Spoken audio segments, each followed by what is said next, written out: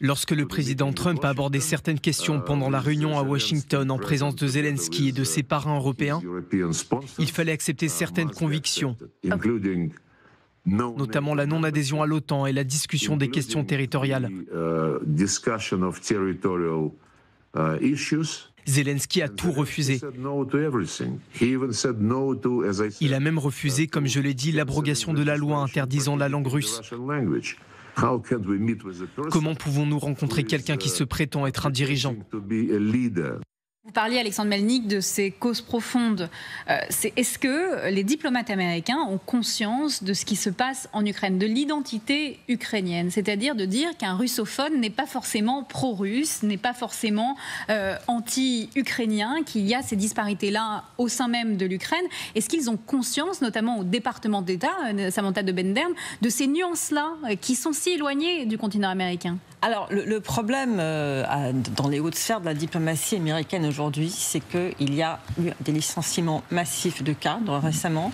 D'ailleurs, l'ancien directeur de la CIA, William Burns, qui est un diplomate d'une très très longue carrière, a écrit une longue lettre dans le journal The Atlantic en mettant en garde les États-Unis contre le fait qu'aujourd'hui les experts n'osent pas dire la vérité à Trump. Parce que s'ils disent la vérité, s'ils disent des choses qui déplaisent à Trump, ils risquent de perdre leur travail. Donc je suis sûre qu'il y a des diplomates extrêmement compétents au sein du département d'État et du gouvernement américain qui comprennent la réalité ukrainienne. Mais est-ce qu'ils osent le dire à Trump ? Ça, c'est une autre question. Et là, nous avons les signes avant-coureurs de tout système autocrate. Pourquoi est-ce que Poutine a envahi l'Ukraine en février 2022 en pensant qu'il allait être à Kiev dans 3 jours? C'est parce que il s'est entouré de personnes qui ne lui disaient que ce qu'il avait envie d'entendre. Certaines de ces personnes disaient ce qu'elles pensaient vraiment, d'autres disaient ce qu'elles osaient dire. Et Poutine a donc lancé une opération avec une très mal informé. C'est ça le danger aujourd'hui aux États-Unis, c'est que l'entourage de Trump n'ose pas lui dire ce qu'il n'a pas envie d'entendre. Autre problème avec Trump, c'est qu'il ne comprend pas les détails, il ne lit pas les choses en profondeur. Et le fait, ce qu'on a vu au sommet d'Anchorage, et même avant le sommet, c'est qu'il semblerait que Steve Witkoff soit reparti de Moscou en ayant mal compris les propositions de Poutine, en les ayant sans doute encore plus mal expliquées à Trump. Et donc, ce sommet, en fait, a été organisé sur une mauvaise compréhension d'un sujet où les détails sont très importants, organisé par des hommes qui ne peuvent pas faire attention aux détails. Donc, c'est extrêmement inquiétant pour l'avenir de l'Ukraine, parce que c'est finalement encore à Washington que ça se joue. Comment contraindre les Russes à venir à la table des négociations? J'ai pas envie de dire revenir. Volodymyr Zelensky, lui, demande ceci, écoutez. Nous devons contraindre la Russie à s'engager dans la voie diplomatique. Et nous avons besoin de sanctions très sévères s'ils refusent une solution diplomatique à cette guerre. S'ils ne veulent pas mettre fin à la guerre, nous comptons beaucoup sur des mesures de sanctions sévères de la part de nos partenaires. Nous pensons que nous devons faire tout notre possible pour empêcher la Russie de continuer à se soustraire à la réunion. Et ce soir, Donald Trump parle de ces fameuses sanctions. Écoutez. Je pense connaître l'attitude de la Russie et de l'Ukraine. Nous allons prendre une décision concernant nos actions futures.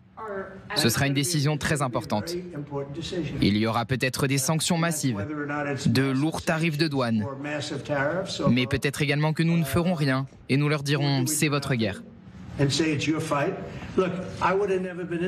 Écoutez, je n'aurais jamais été dans cette guerre si j'avais été président. Ça n'aurait pas dû arriver. C'est à cause de personnes stupides. Pendant 4 ans, ce n'était même pas un sujet. Vladimir Poutine le savait pertinemment.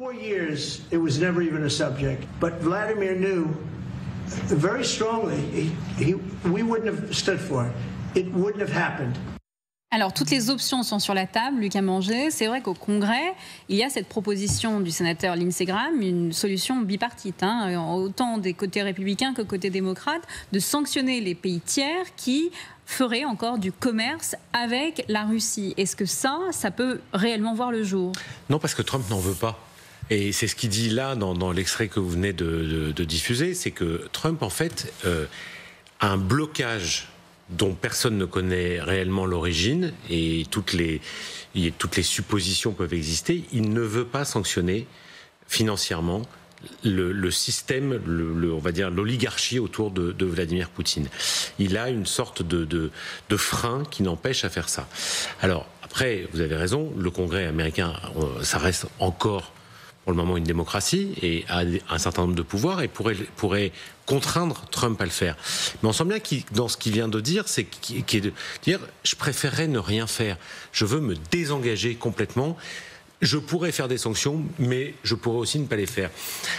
À Anchorage, il dit en fait, il n'y aura pas de sanctions, il n'y aura rien, la guerre va se régler, on va avoir un accord de paix, on n'a pas besoin de cesser le feu, Vladimir Poutine a raison, il faut un accord de paix et comme ça tout est réglé. Comme s'il y avait quelque chose qui l'empêchait, et je n'ai pas du tout moi la réponse, qui l'empêchait psychologiquement et peut-être économiquement de faire de vraies sanctions dont il sait qu'il a cette arme entre les mains. C'est-à-dire que la seule chose que craint réellement l'entourage de Vladimir Poutine aujourd'hui, c'est des sanctions américaines qui mettent complètement à genoux l'économie russe. Et d'une certaine manière, je pense qu'ils ont compris que Trump ne le ferait pas. Oui, mais c'est pire que ça. Quelques jours avant Anchorage, Trump a encore rallongé de 90 jours le régime pré-tarifaire que les États-Unis ont avec la Chine. Donc, tous ces gros droits de douane qui devaient être imposés, qui sont chaque fois retardés. Et il a encore donné de l'air à la Chine qui est un des principaux importateurs d'hydrocarbures russes. Donc Trump a sanctionné l'Inde, mais la Chine, voilà, ça continue à être souple. Et cette souplesse avec la Chine continue, donc on se demande vraiment ce qui se passe. Et là, Lucas a parlé de l'économie. C'est l'économie qui fera plier la Russie. Aujourd'hui, par exemple, en Russie, aujourd'hui, grâce aux frappes de drones ukrainiens sur les raffineries de pétrole russe, le pétrole commence à manquer. Le pétrole, les prix du pétrole à l'intérieur du pays sont en train de flamber. Il y a des queues qui se forment, y compris dans les territoires nouvellement occupés, qui appartiennent encore légalement à l'Ukraine, mais que la Russie a incorporé dans son territoire. Des pénuries de pétrole, des pénuries de pétrole en Crimée, des pénuries de pétrole dans le Far Est, donc sibérien de la Russie, des pénuries de pétrole dans un des plus gros producteurs de pétrole du monde. Voilà où nous en sommes. Et qui veut dire pénurie de pétrole, qui veut dire problème à vendre son pétrole, parce que la Russie doit maintenant restreindre ses ventes de pétrole pour pouvoir faire face aux besoins internes. Ça commence à faire mal. Mais Samantha, vous le voyez, il y a eu cette invasion de l'Ukraine. Déjà en 2022, nous en sommes là encore à parler de ça. 19e paquet de sanctions qui devrait être évoqué en septembre par l'Union européenne. Vous nous parlez de l'économie, mais quand on voit ce qui se passe sur le terrain, on se dit qu'on en a encore pour 3 ans comme ça dans ces cas-là. 3 ans, non. La Russie ne tiendra pas 3 ans comme ça. La Russie peut tenir encore un peu comme ça, mais si l'Ukraine continue à frapper la Russie comme elle la frappe, moi je ne pense pas que la Russie tiendra 3 ans. Mais je peux me tromper, mais il y a une seule chose que je sais sur la Russie, c'est que les choses peuvent arriver quand on s'y attend le moins. C'est comme un barrage. Un barrage, il tient son eau, il a l'air d'être en pleine forme jusqu'au jour où il pète et c'est l'inondation. Ça, c'est certain, ce que disait Samantha, parce qu'en fait, c'est un colosse au pied d'argile, la Russie. C'est-à-dire un peu la façade Potemkin et la réalité est beaucoup plus sombre. Et on connaît, nous tous, nous connaissons la recette comment faire plier Poutine, c'est-à-dire c'est la combinaison de l'assèchement des mesures économiques, enfin de l'assèchement et de l'économie russe, qui est mal en point quand même d'après les indicateurs macroéconomiques, et aussi le renforcement de l'aide militaire. Donc c'est la combinaison des deux. On connaît la recette, mais on ne l'applique pas. Mais même la présidente de la Banque centrale russe l'a dit ouvertement. Naboulina, d'ailleurs, qui fait partie quand même des adultes dans la pièce autour de Poutine, elle a déjà sonné l'alarme en disant que l'économie russe se porte mal. Elle a fait tout un peu, vous savez, dans l'esprit de Milton Friedman, c'est-à-dire la rigueur monétaire. Il a monté les taux directeurs d'abord à 22, après il a baissé à 18%, mais c'est quand même reste très très élevé. Les entreprises, les entrepreneurs n'investissent pas à ce taux-là, et d'ailleurs d'ailleurs, ça porte aussi un coup à cette classe moyenne émergente qui n'arrive plus, par exemple, à s'acheter des appartements, etc. Donc l'économie russe se porte mal. Mais il ne faut pas sous-estimer la résilience quand même de la Russie de façon générale. Parce qu'aujourd'hui, le pays est quand même galvanisé par une espèce de fierté pseudo-patriotique. On va peut-être parler de la journée du drapeau russe aujourd'hui. Et donc, ça permet aux Russes, malgré toutes les indications économiques, de survivre. Souvenons-nous, par exemple, de la Deuxième Guerre mondiale, où l'Union soviétique n'était pas du tout une puissance parmi les plus grandes, y compris d'ailleurs sur le plan militaire, et pourtant, l'Union soviétique a résisté. Surtout qu'une partie de la société russe entend que Zelensky et Poutine ne doivent jamais se rencontrer. Regardez cet extrait de la télévision russe. Nous devons comprendre que pour la Russie, les conditions évoquées par Zelensky sont inacceptables. C'est impossible. Les Américains réalisent-ils le potentiel destructeur d'une rencontre entre Poutine et Zelensky? Ce potentiel est colossal. Il pourrait réduire à néant toute l'ère du règne de notre président et constituer la plus grande humiliation d'un pays. Je suis sûr qu'ils le comprennent au Kremlin. J'en suis certain et convaincu. Je ne peux même pas imaginer commenter une scène avec Poutine et Zelensky côte à côte à l'écran. Ces deux personnes ne peuvent pas être sur le même écran. Michel Goya, si le but de la Russie, c'est de continuer cette guerre, c'est-à-dire de ne jamais aboutir à une rencontre entre ces deux hommes, entre Vladimir Poutine et Volodymyr Zelensky, il faut des hommes, il faut des armes. Oui. Si les sanctions commencent à faire effet, est-ce que la Russie peut réellement tenir militairement ? Oui, elle le fait. Pour l'instant, ça marche. Militairement, ça marche. Ils continuent à recruter suffisamment d'hommes pour même simplement se maintenir en volume, voire augmenter. Ils font des progrès. Ils ont fait un certain nombre de progrès dans un certain nombre de domaines techniques. Ils dominent ils ont quelques innovations qui font très mal aux Ukrainiens. Les bombes guidées, les drones filaires, ça ils maîtrisent très bien. Ils ont réussi à avoir une infanterie qui est supérieure à celle de l'Ukraine. Ça, c'est la grande performance certainement de l'armée russe. Et surtout, voilà, ils continuent à progresser sur le terrain. Alors, c'est la progression la plus lente de l'histoire militaire. Mais ils progressent quand même. Donc, chaque jour qui passe donne l'impression que ils sont dans le bon sens.